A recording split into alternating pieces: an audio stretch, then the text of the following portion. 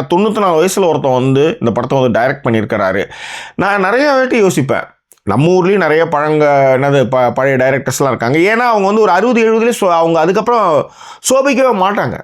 அதற்கான காரணங்கள் தெரிஞ்சதுன்னா தயவுசெய்து பின்னணிகளை தெரியப்படுத்துங்க. இதை பற்றின நானும் நிறைய விஷயங்கள் பேசிட்டு தான் இருக்கேன். ஏன்னா அவங்க இன்னும் ரொம்ப ஆக்டிவாகவே இருக்காங்க.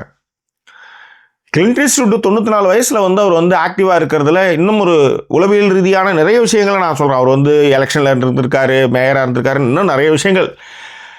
இதில் ஆக்டிவாக இருக்கிறத விட குண்டு சட்டிலே குதிரை ஓட்டக்கூடிய ஒரு ஆளாக கிளின்ட் ஈஸ்ட்வுட் என்றைக்குமே இல்லை. இதை பற்றி நம்ம தனியாக ஒரு வீடியோ போடலாம். பட் இருந்தாலும் உங்களுடைய காரணங்களை நமக்கு சொல்லுங்கள். ஏன் 94 வயசில் அவர் வந்து இன்னமும் வந்து அவ்வளோ ஆக்டிவாக இருக்காருன்றதுக்கு இன்னொரு விஷயமும் இருக்குது. நம்ம சொன்ன மாதிரி குண்டு சட்டியில் குதிரை ஓட்டுனது மட்டும் இல்லை, அவருக்கு ஏகப்பட்ட பார்ட்னர்ஸ், மனைவிகள், குழந்தைகள். இன்று வரை கிளின்ட் ஈஸ்ட்வுட்டுக்கு எத்தனை குழந்தைங்க இருக்குன்னு யாருக்குமே தெரியல. அதை அவங்க கூட வேலை செஞ்சவங்க கூட இது வரையும் சொன்னதில்லை.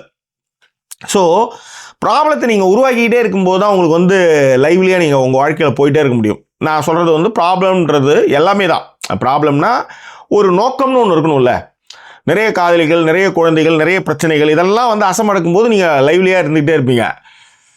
காலையிலேருந்து காப்பி கொடுத்தா வாக்கிங் போய்ட்டு வருவாருங்க, சாயங்காலம் வந்தாலும் வீட்டில் உட்காந்துருவாருங்க, அதுக்கப்புறம் ஒரு டிஃபனு, அப்புறம் நைட்டு இது இந்த சலிப்பு தட்டக்கூடிய வாழ்க்கை இருக்கு இல்லையா, இது எங்கேயுமே சோபிக்காது.